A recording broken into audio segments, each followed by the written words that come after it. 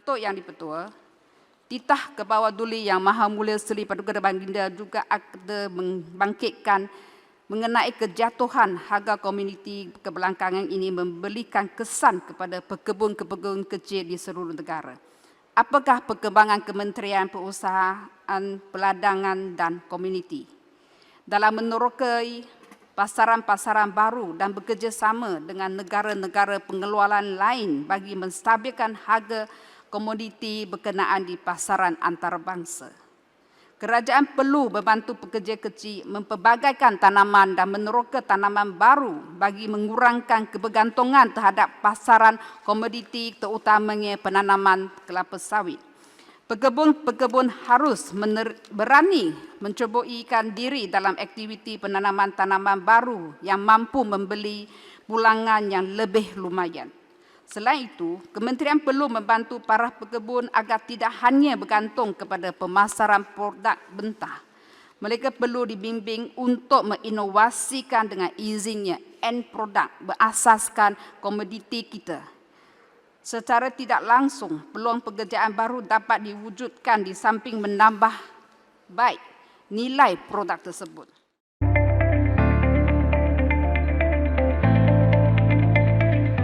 Berkaitan dengan isu kaedah dan juga cabaran menstabilkan harga komoditi utama seperti sawit, getah dan lada, kerana harga komoditi ini bergantung kepada pelbagai faktor, antaranya senario pasaran harga di peringkat global yang turut dipengaruhi oleh pertumbuhan ekonomi, permintaan, penawaran dan juga stok, dan juga penularan wabak COVID-19 telah menjejaskan sedikit sebanyak permintaan untuk keluaran sektor komoditi ini yang menyebabkan kejatuhan harga.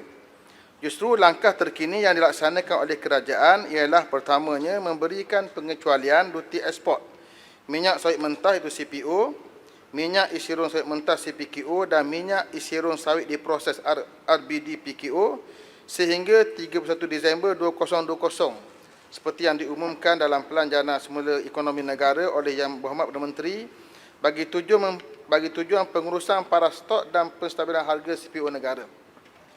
Yang kedua, meningkatkan adunan biobahan api sawit dengan diesel petroleum melalui program biodiesel B20. Yang ketiga, bekerjasama dengan Indonesia melalui platform Council of Palm Oil Producing Countries, CPOCSI, yang turut disertai oleh negara yang lain seperti Colombia, Ghana dan juga Honduras. Yang keempat, meningkatkan peluang pasaran dan seterusnya meningkatkan penggunaan minyak sawit di kalangan pengguna di negara-negara pengimport melalui perundingan perjanjian perdagangan bebas FTA 2 hala. Yang kelima, meningkatkan kerjasama dengan negara pengeluar utama getah seperti Thailand, Indonesia dan juga Malaysia di bawah kerangka International Tripartite Rubber Council ITRC. Yang keenam, meneroka pasaran baru bagi semua komoditi melalui aktiviti promosi dan juga pemadanan pasaran baru dengan pengiriman tempatan dan pembelian di luar negara. Dan yang terakhir itu menjalankan misi-misi ekonomi dan teknikal bagi mengukuhkan hubungan dengan negara pengimport utama. Walaupun dalam situasi COVID-19 yang melanda dunia, misi kita laksanakan menerusi atas talian dan kita telah melaksanakan sekurang-kurang 7 webinar yang diadakan oleh MPOB dan juga MPOC dengan tujuan mempromosi komoditi sawit. Untuk sektor sawit, untuk kita meningkatkan pendapatan dan juga mengatasi cabaran yang disebutkan tadi, untuk sektor sawit antaranya kita menggalakkan pekebun kecil sawit menyertai koperasi penanam sawit mampan KPSM dengan insentif diberikan sebanyak 200,000 diberikan kepada KPSM bagi tujuan pembinaan pusat timbang untuk menjalankan urus niaga jual beli buah tanam segar itu BTS. Dan kalau kita lihat angka sehingga kini daripada 63 KPSM tersebut, dah ada 63 KPSM, 45 telah memiliki pusat timbang, manakala 12 lagi sedang dalam proses pembinaan dan 6 lagi dalam proses mencari tapak yang sesuai. Yang seterusnya ialah memperkenalkan skim pembiayaan mudah SPM tanpa faedah sebagai modal pusingan berjumlah 100,000 bagi meningkatkan urusan jual beli BTS daripada pekebun kecil sawit di pusat timbang milik KPSM.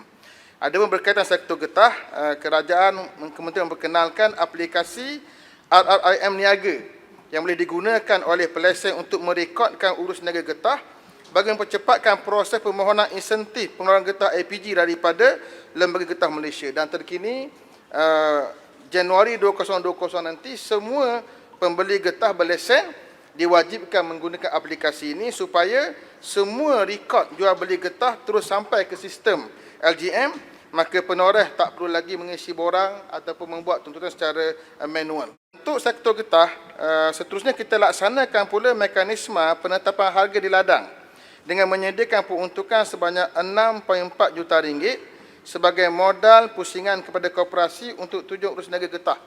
Mekanisme ini dapat mengurangkan lapisan pembeli dan menawarkan harga kad belam pada purata pada purata 10 sen hingga 20 sen sekilogram, lebih tinggi berbanding pembeli getah yang lain.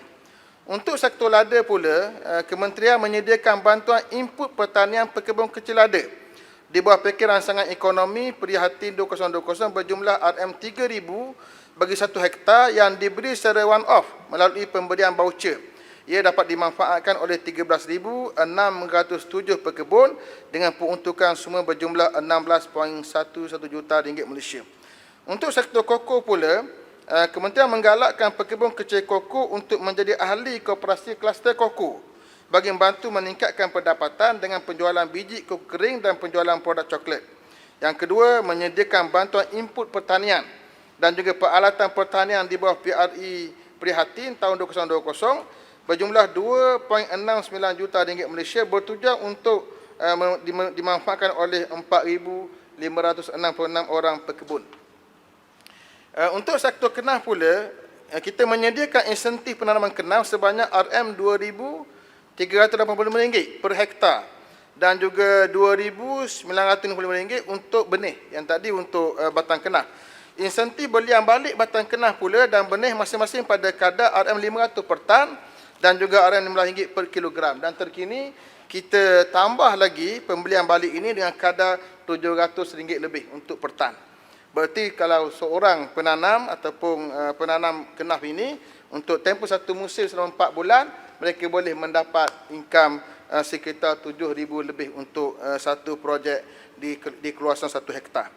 Yang seterusnya menyalurkan bantuan input pertanian pekebun kecil di bawah pakej rangsangan ekonomi Prihatin 2020 berjumlah RM988,680 Malaysia sebanyak 1,357 orang pekebun kecil yang terlibat dengan keluasan keseluruhan tanaman seluas 1,937 hektar melalui pemberian RM500 per hektar yang diberikan secara one-off melalui pemberian voucher. Dan yang terakhir, menubuhkan Pusat Research, Innovation, Technology and Incubation Small Enterprise bagi melahirkan usahawan kenaf dalam aktiviti nilai tambah, dan program ini untuk memanfaatkan 100 orang peserta perintis bagi memproses fiber premium mulai tahun 2020. Tuan Yang Dipertua, Kementerian akan meninjau pelaksanaan langkah-langkah jangka masa pendek dan panjang ke arah memperkukuhkan lagi harga agri komoditi. Yang Berhormat Urus Selangor membangkitkan isu berkaitan dengan penerakan pasaran baru dan kerjasama dengan negara pengeluar agri komoditi. Dalam meningkatkan pemasaran minyak kelapa sawit keluar negara, antara langkah yang sedang diambil oleh kementerian adalah memperkukuhkan pasaran ekspor utama sedia ada, terutamanya negara India, China, Pakistan dan juga Turki. Kementerian juga sedang mempromosi produk sawit dengan lebih agresif bagi menembusi pasaran baru seperti di benua Afrika, Asia Tengah dan juga negara-negara Timur Tengah. Kementerian juga berhasrat untuk mengadakan misi rasmi keluar negara pada hujung tahun ini, seperti di negara Turki yang dilihat mempunyai potensi yang luas dalam penerokaan pasaran minyak sawit negara, dan kita mensasarkan pertambahan 300,000 tan ekspor minyak sawit menerusi Turki. Dalam hal ini, Turki akan menjadi hub ekspor minyak sawit yang mampu menembusi pasaran lain seperti ke negara Balkan dan juga Greece.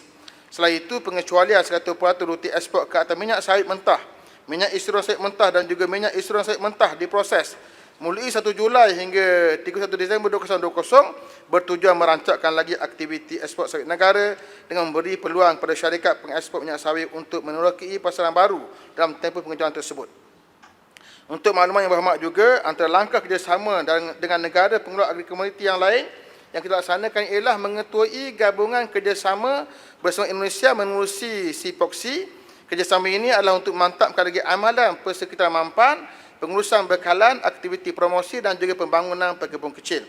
Yang kedua, menyambung semula perancangan dan perbincangan mekanisme alternatif jangka pendek bagi mengatasi masalah harga getah rendah di bawah kerangka Association of Natural Rubber Producing Countries ANRPC yang melibatkan 13 negara anggota. Yang ketiga, menjalankan kerjasama rapat dengan International Paper Community IPC dan negara anggota dalam mengkaji mekanisme terbaik untuk menstabilkan harga lada di peringkat antarabangsa. Seterusnya, Tuan Yang Dipertua, Yang Berhormat Urus Selangor juga membangkitkan isu berkaitan bantuan dalam mempelbagaikan tanaman dan penerokaan tanaman baharu bagi mengurangkan kebergantungan terhadap agri komoditi serta pemasaran produk mentah ini. Jawapannya ialah kementerian sentiasa menggalakkan pegawai kecil untuk mengamalkan tanaman integrasi bagi mempelbagaikan sumber pendapatan dan mengurangkan kebergantungan mereka kepada satu komoditi. Antara pendekatannya ialah pertama, menyediakan dana bantuan melalui program tanaman kontan B40 pekebun kecil sawit TKB40. Program ini telah dilancarkan di bawah Kementerian Pertanian dan Industri Makanan (MAFI) dengan pihak MPOB sebagai agensi pelaksana, dan dana yang diluluskan ialah sebanyak RM1.084 juta. Dan tempoh pelaksanaan program ini adalah daripada Jun 2020 sehingga Disember 2020. Dan sasarannya ialah untuk sasaran pelaksanaan program ini adalah untuk pekebun kecil sawit dalam kelompok B40, di mana program ini melibatkan pemberian insentif tunai sebanyak 3,000 per hektar untuk tanaman pisang, iaitu RM1,700 untuk kos anak benih, RM1,000 untuk pembangunan tanah dan RM300 untuk kos baja dan racun. Manakala insentif sebanyak 7,000 per hektar untuk tanaman nanas, iaitu 5,000 untuk kos anak benih, 1,500 untuk bangunan tanah dan 500 untuk kos baja dan juga racun. Program ini dijangka dapat memanfaatkan seramai 250 orang pekebun kecil dengan kawasan tanaman berjumlah 250 hektar. Dan juga untuk menggalakkan integrasi getah dengan pelbagai jenis tanaman sama ada jangka masa pendek atau sederhana dan juga panjang bergantung kepada sistem tanaman yang dipakai. Bagi jangka pendek, antara tanaman integrasi yang digalakkan ialah nanas, manakala tanaman pokok buah serak pula lebih sesuai untuk tanaman jangka sederhana. Dan bagi sistem tanaman getah pelpagar pula, integrasi tanaman seperti durian, belimbing besi, durian Belanda dan cempedak dapat dilaksanakan. Dan untuk makluman semua, pihak Risda di bawah Kementerian Pembangunan Luar Bandar turut menyediakan beberapa bantuan seperti aktiviti ekonomi tambahan untuk mempelbagaikan lagi pendapatan pekebun kecil. Yang ketiga, kita menjalankan juga kajian mengeluarkan kelon-kelon dan bahan tanaman yang berkualiti yang boleh meningkatkan lagi hasil komoditi. Selain itu, kementerian juga menggalakkan pekebun kecil untuk mengamalkan integrasi ternakan seperti integrasi getah dengan lebah dan juga kelulut. Pekebun kecil turut boleh mendapat bimbingan mengenai tanaman integrasi ini dan maklumat lain berkaitan dengan kebun getah melalui Rubber Research Mini Station (RI-MINIS) yang dibina di penyiaran negeri.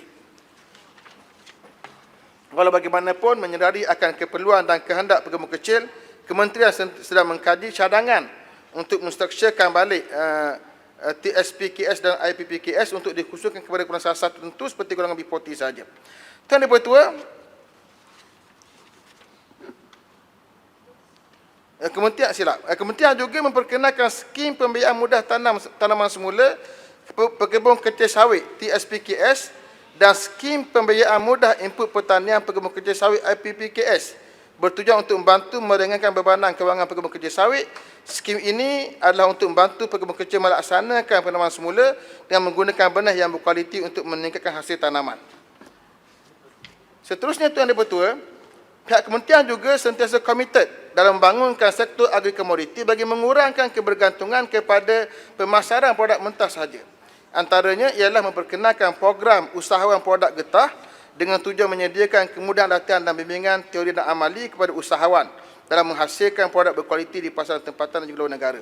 Yang kedua, menyediakan pelbagai insentif untuk penggiat industri hiliran dengan tujuan membantu mereka menjana produk getah baharu serta menambah baik produk semasa melalui penyediaan dana bantuan, pemasaran barangan dan juga sebagainya oleh Majlis Getah Malaysia.